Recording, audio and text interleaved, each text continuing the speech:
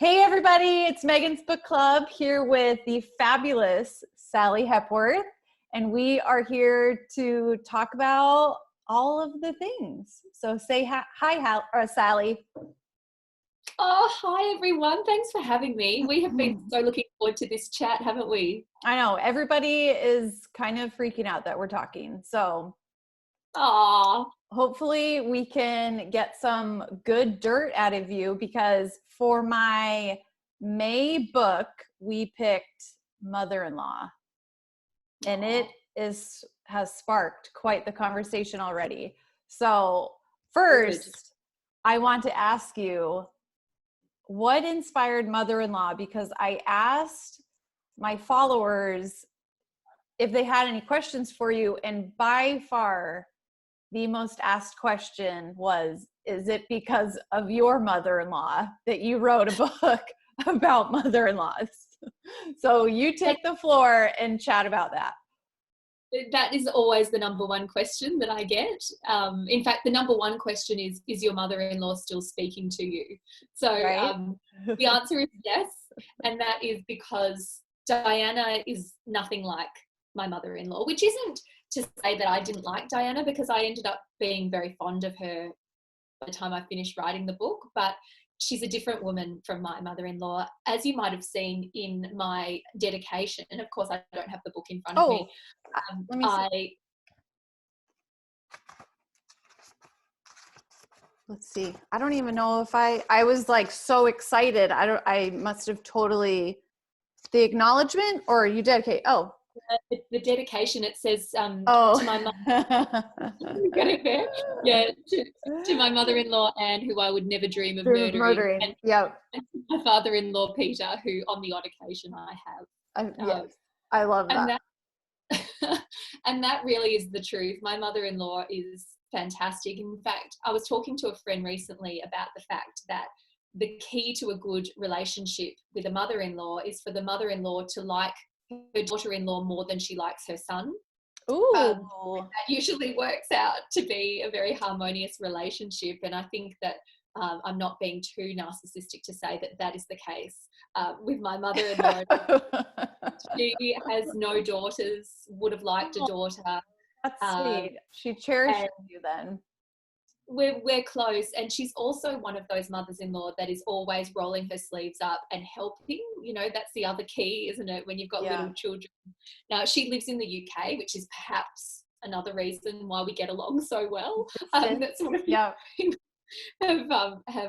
have suggested. But no, I adore her and we are close. And in fact, the reason that this book, the time that the book idea came to me, she was staying with me, which some people think is a bad sign, but it wasn't her, it was my father-in-law that sparked the idea. So I had just given birth to Clementine, who's now 3, and my in-laws came over to stay with us in our house for 6 weeks, which could be a terrifying prospect. Not with my mother-in-law. She's done that after each of my babies have been born, and it's been such a joy. She cleans, she cooks, she does stuff without you even noticing. Like, you'll come home and the floor's been back. She's amazing. My father-in-law, God love him, and I'm very fond of him, but he drives me crazy. He's deaf and he talks the whole time, and he delivers. It's so funny, and he does make me laugh. But when he's in my house, and this time I had 2 little kids, I had a brand new baby, and he was talking to me the whole time. It didn't matter if I was on the phone, if I was breastfeeding, if I was, he was just talking. And his topic of choice was, what was my next book going to be about? And I had just delivered The Family Next Door, which is the book I had written before that. In fact, I delivered the book and the baby in the same week. Oh my gosh. That's crazy. Which is funny, because authors will always joke that a book is like a baby. It takes about a month to get it, and then you push it out into the world. And anyway, I'll stop with those analogies. But I had just got that book off my plate, and I thought I'd like to have a bit of time with my baby just to not think about that. But Peter was not letting it go, and he was like around every corner with a pitch, and not a very good pitch. And eventually with the postnatal, blues, and I said to him, you have to stop this. You're driving me crazy. And he said, okay, but he can't help himself. God love him. And I remember one day he came with me for a walk. I'm pushing the baby in the pram, and he had tried to not ask me about book ideas, and then he did again. And I turned to him and I said, if you don't stop this, I'm going to write my next book about a woman who murders her father-in-law. And he thought that was really funny. And he said, wow. Ooh, what a good book idea. Yeah. And he said, well, if you do write it, which I think you should, then I will be the one to accompany you on the book tour. And when it's made into a movie, I'll walk you down the red carpet. And I'm picturing all this time I'm going to have to spend with him. And so I said, actually, you know what? We're going to change it to Mother-in-Law. Oh my gosh. That's how it happened. That was honestly that's hilarious story. Yeah. And then of course we went back, and he credits himself, everywhere. He birthed the idea. He did. He inspired the idea. And but then the more I sat with it, I thought, this is fantastic. This mother-in-law is such a controversial, it is notoriously fraught relationship, and I'm sure lots of people have considered murdering their mother-in-law at some point or another, and I knew that I didn't want it to be a really truly evil mother-in-law. I've read books like that. We've seen monster-in-law, and that's funny, and people resonate with that too, but I wanted to actually look at the whys, and rather than just create a dramatic story, I wanted to look at, this is such a fraught relationship across the board. It defies culture and socioeconomic group, and all over the world people have trouble with their mothers-in-law. And so I thought, we need to figure out why and what's going on. And so this book was, yes, there was a murder, but I was also looking at the whys. That's so interesting. I like just hearing about that, because I don't know if it's, I don't really know what genre it was placed in, because another of the questions said, I looked at the cover and I thought it would be a thriller, that it was like, kind of thing. And they were like, wow, I wasn't expecting more, like, that it was more than just like the drama of the mother-in-law. It had like deep characters and heart, and by the end you're like, whoa, no, so I don't know what of it's such an interesting thing. I don't have any say. Well, I have some say, but the covers, the branding, the publisher does kind of take control for that, and thank goodness, because they're better at it than me, and I just can focus on writing the book. But it was interesting that I found out after it was published that the mother-in-law was shelved in crime. Okay. which made me laugh, because I thought, I'm not a crime writer. I'm happy and upbeat. If I was a crime writer, I couldn't do hair tutorials. I would have to be wearing black and and I couldn't smile in my author photos, and I'm quite smiley, So that was a real shock to the system. And the other thing, because I have heard the same feedback, that people went in expecting a real thriller, and the cover, which of course I don't have in front of me, does look a bit that way, with the creepy picture in the window, and there's something a bit ominous, and there is a murder in it. Yeah, absolutely. But and my next book, The Good Sister, has got a similar cover, which I'll be properly I sort of revealed it too early. I'm terrible at this. My publishers hate me. But I'll be officially launching, has a similar kind of cover, and there is a menacing backstory to it. But it is also, as all of my books are, really, it's about the characters, it's about relationships, it's about how people relate to each other.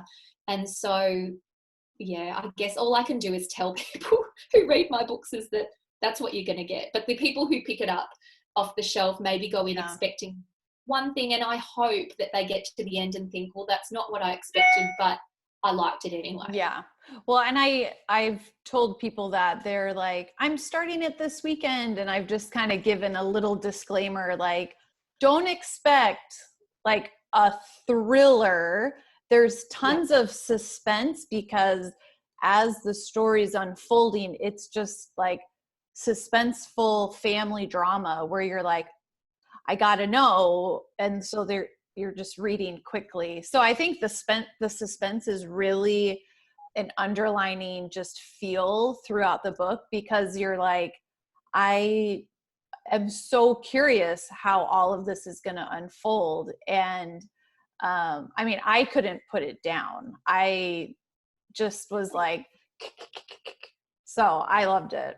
So, but to then segue into the next question, your next book, how is it finished? Are you writing it right now? It's finished. The next one, The Good Sister, Yeah. is finished. And so that will come out.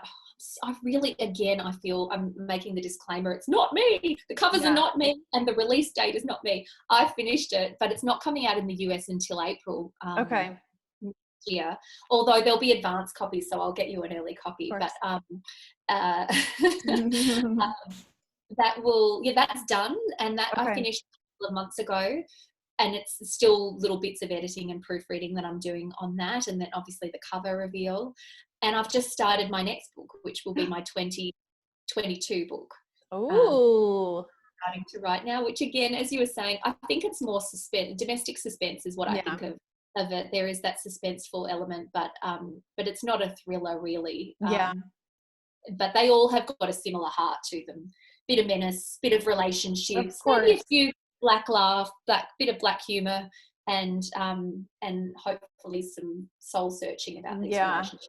Well, what I thought, and this, because I haven't had my mother-in-law discussion yet with my Instagram account. That's happening next week, so I don't want to like share too much of my ideas first, before our discussion. But I have to say, like, I feel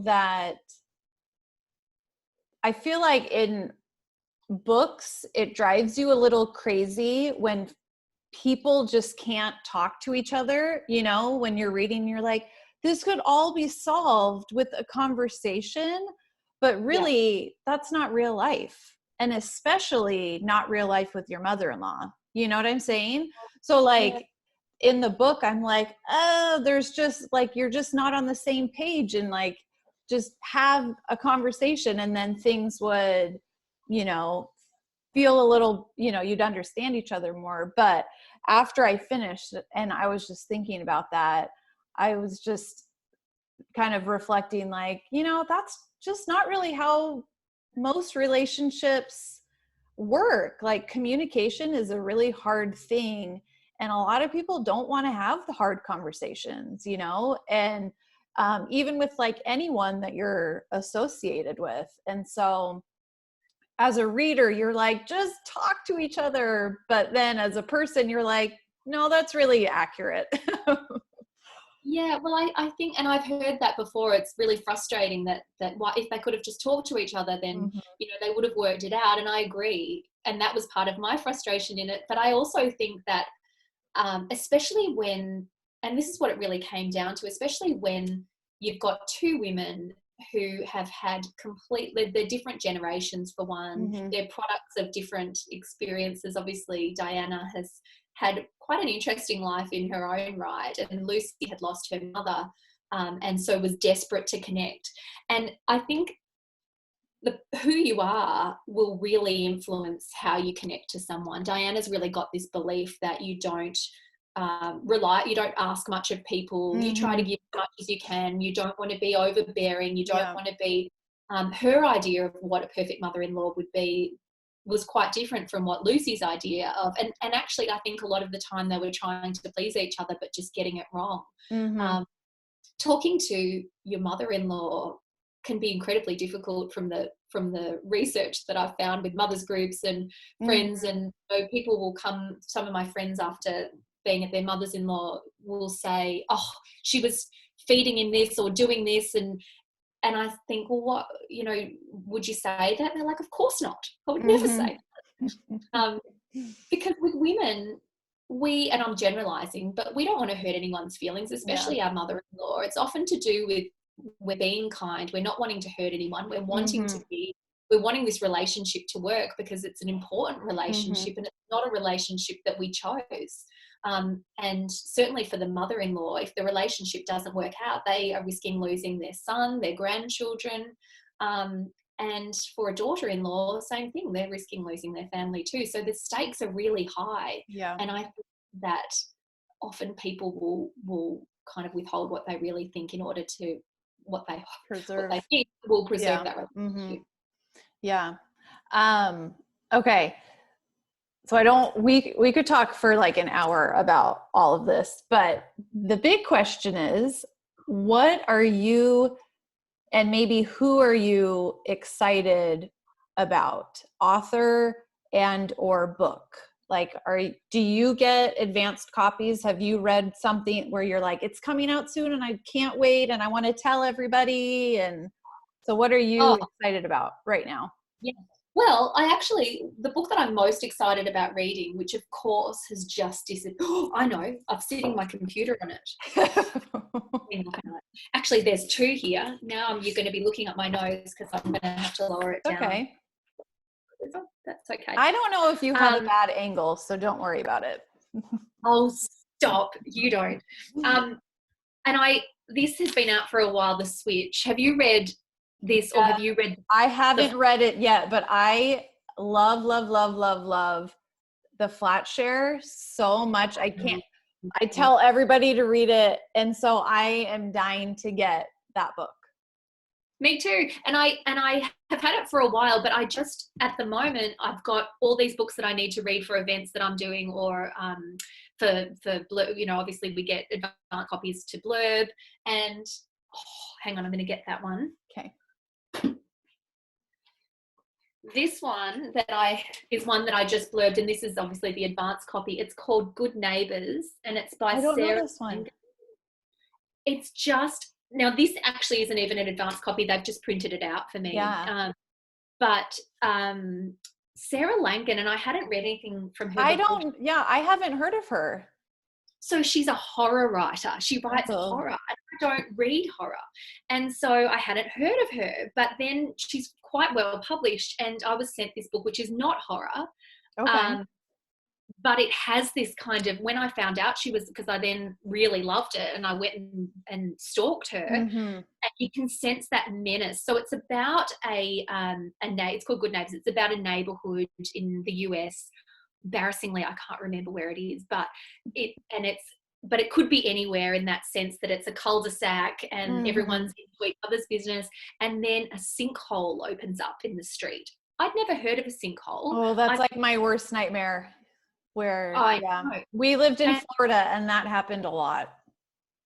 It might have been in Florida. I think it was actually, now that you say that. That's very common in Florida. Oh, creepy. I know, and I just couldn't. So the sinkhole became almost the centerpiece of this book. And anyway, I won't say too much about it, but look out for this Good Neighbours. Do you know when it comes out? I think, February 2021. Oh, perfect. Okay. But it's got real menace and real interesting character studies. So I love that one. And the other one that I'm desperate to read, which came yesterday, Untamed. I love that cover. Beautiful. Yeah, that's not the cover that's in the US. Oh, is it not? It's like very different. I don't have a copy of it, but it's very different. I'm so excited, but I have all these beautiful books waiting for me, and I can't, it's very hopefully you can read a little bit more with your book being done. I know, but now I'm writing the next one. I was going to say, you're probably on to the next. Okay, 2 more questions. Okay. Your favorite lipstick, because you're like the lipstick lady. And you know what? I was going to grab lipstick, and I'm not a lipstick person. I'm a Burt's Bees girl. Oh, I got some Burt's Bees that's all I wear. Well, you don't need it. Look at you. You're gorgeous. I kind of have like, my skin tone has a pinkish hue, which always, like, growing up, people would be like, stop blushing. And I'm like, I'm just like pink. Okay. And so I try and get Burt's Bees that has like a tint to it. And I just like the texture. But anyway, so tell me about your lipstick. it's, you know, that's not enough for me. I need more pigment, but you don't need it. So why would you?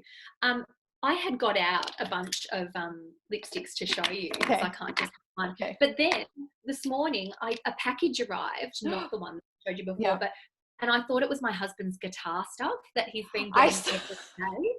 And I saw your stories that he keeps ordering guitar stuff and he doesn't know how to play guitar, or he's teaching he him. bought a guitar in lockdown, and now he plays God love him. But the packages of crap that arrived. Anyway, I saw one and I just handed it off to him this morning, and it had all of these. He came back looking very disgruntled because these He's are like, not. that's not what I ordered. Okay. And it's 3 of my very favorite pink lipstick, which I bought on eBay because it's been discontinued, and it's called For Keeps Pink. So what brand is it? Oh, it's a red. Revlon. Yeah, I buy cheap lippies, and it's one of those ones that doesn't kiss off, you know. Okay, is it more of a stain or it? Kind of. Okay. So you put, and then it's got the gloss on the other side. Okay. But it's the most perfect pink, and just perfect for, you know, an everyday. And then for my reds, this is great. So you would never allow this because you're a cleaning person, but this kind of looks disgusting, and it's got bits of dirt like from the bottom of my hand caked all over it. I know. Oh, you're never going to speak to me again. But this one is the L'Oreal Infallible lipstick, and it's called Red. Isn't that just the best name? Like with all the names that they just give, want like called Red. a red, just like that's red. It. Yeah. That's my favorite. Oh, I'm so embarrassed now. But how many lipsticks do you think you have? Well, currently I have 84 because my daughter, for her home school maths thing, she had to go and count my lipsticks, and lots of the mums from her class were texting me going, oh, poor Eloise is going to have a hard time counting them up. And they're all mostly the same color, but I can't stop buying them. It's an addiction. And I just go to every time I'm at the supermarket or the, you know, the drugstore, or, you know, I just buy like 5 or 6, and they're everywhere. They're in every handbag. They're in the car. They're on my desk. I mean, there's worse things that you could be addicted to for sure. So and at least I don't buy the expensive ones. You know, it's just a nice little treat. I know. I tried a little. I had a lipstick phase. And it just, I couldn't handle just the texture on my lips. And I have a mole right here, and it could never go on straight. And I'm like, do you cover the mole or do you go around the mole? It was just, I'm like, I can't, we just staying with this guy. I can't. Well, you don't need it. You just leave it to ladies like me who need a bit of extra help. You just naturally. Okay, nice try. Okay, well, I think I didn't want it to be too long so that people can actually watch these things and enjoy them.